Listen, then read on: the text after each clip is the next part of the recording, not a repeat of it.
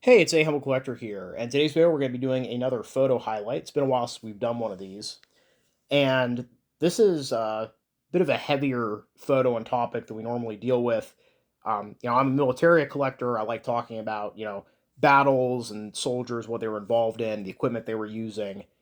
But, unfortunately, when we're talking about World War II, occasionally the Holocaust is going to come up. Even if it's not something you focus on, there's no escaping it in the context of World War II in Europe. It's just intertwined with everything else that's going on. And this photograph was kind of shocking because I have a lot of photographs. I always have a hard time picking which ones I'm going to do. So I just go to my inventory list and I pull up a random number generator. Whatever number I roll, I go into the inventory, I find that photograph, and if I think it's interesting enough to talk about, I'll do a video on it. And this one, I didn't have much in the notes. It was just, oh, there's a couple soldiers posing in a boxcar, and there's a caption on the back. And I was like, oh, okay. So starting off here, in the photo, we see there's five GIs. They're posing in this boxcar, and the caption on the back's pretty innocuous. It just says September 10th, 1945, our home for 4 days, a French 40 and 8. And unfortunately, none of these soldiers that we see here posing have a unit patch visible, so unfortunately I can't identify what outfit they're with. The 40 and 8 reference there. So 40 and 8 is a term going back to World War I. When the American Expeditionary Force landed in France, doughboys found themselves being assigned to trains to transport them to the front line, and the French were moving troops around in these boxcars that were labeled 40 and 8 because they were approved for transporting either 40 soldiers or 8 horses at a time. And that terminology kind of entered the zeitgeist, I guess, at that point, and GIs during World War II were apt to use it as well. But this particular 40 and 8, if you look on the door here, has a Star of David mark on it with a 14 in the middle. And of course, when we're talking about the Star of David and a railway boxcar during World War II, it automatically brings up images of the trains going to the extermination camps that were throughout the Third Reich at that point. And I'll admit, I've seen a few photographs of these boxcars over the years. I mean, I've been to the Holocaust Museum in Jerusalem several years ago. They have a boxcar there, but I didn't really remember any of them having this particular stamp on the side of it. So I was operating under the assumption maybe this is just a coincidence that it's also the Star of David.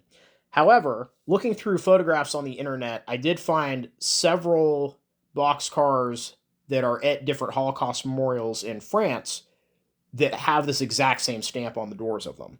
So the two that I found that were pretty good comparisons, we have a boxcar here at this former site of Camp de Mills, and this boxcar here, which is located at the Holocaust Memorial Center in Drancy, France. If we take a look at this close-up photo that I found of the Drancy boxcar, the stencil's absolutely identical to the one in the photograph I have, the only difference being that the number here is 12 instead of 14. And I haven't been able to find this marking on any boxcars that are at other museums outside of France, so I'm wondering if this is specific to the French system. That's a little unclear, so if anybody has information on that, please let me know. Now, when it comes to the Holocaust in France, the Germans did deport about 75,000 Jews from France to Germany and Poland for extermination. They were initially taken to internment camps throughout France, like the one at Drancy, where the one boxcar is today, and were then sent from there to their deaths. Very few of these 75,000 survived to be liberated at the end of the war. And the last convoy of Jews to depart from France would actually leave Drancy on July 31st, 1944. And yeah, I mean, the kind of subtle horror here is, as I said, these GIs seem very unbothered, and they've slept in this boxcar for several days. And the date, of course, being September of 1945, this is post-war, these guys definitely know about the Holocaust. I mean, news of that had spread throughout the Allied military at this point. But we have to realize that what kind of news travels is going to be a bit different in the era before the internet. I don't know if your average GI would know to tie the Star of David to the Holocaust at that point. So there's a chance that they saw that mark and didn't really recognize it for what it is. It's a little unclear. And this particular boxcar, if you look under the car itself here, we can see gravel and it looks like another set of rails in the distance. I'm assuming that once the deportations from France stopped, this boxcar probably got taken and used for other things.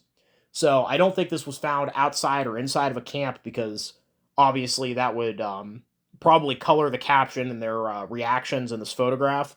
So I'm thinking that probably at some point following that final deportation in July of 1944, this railway car was used elsewhere along the logistical train, ended up in this random rail yard, and at some point these 5 GIs, who needed somewhere to stay for a few days, decided to camp in it, not really realizing what it had been used for earlier in the war. And it's kind of crazy how photographs like this kind of slip under the radar. Like I said, I had no reference to the Holocaust in my notes, my inventory for this photograph.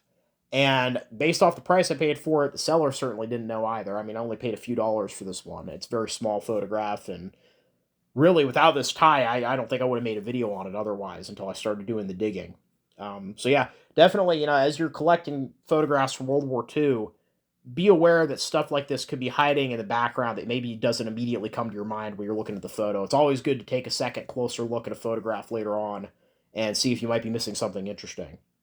So, yeah, definitely a bit of a heavier video, but I thought it was a topic that was worth talking about. So, yeah, overall, I hope you guys all enjoyed the video. Please leave a comment down below. Love hearing from you. Thank you all for watching. Happy collecting, and I'll see you all again very soon.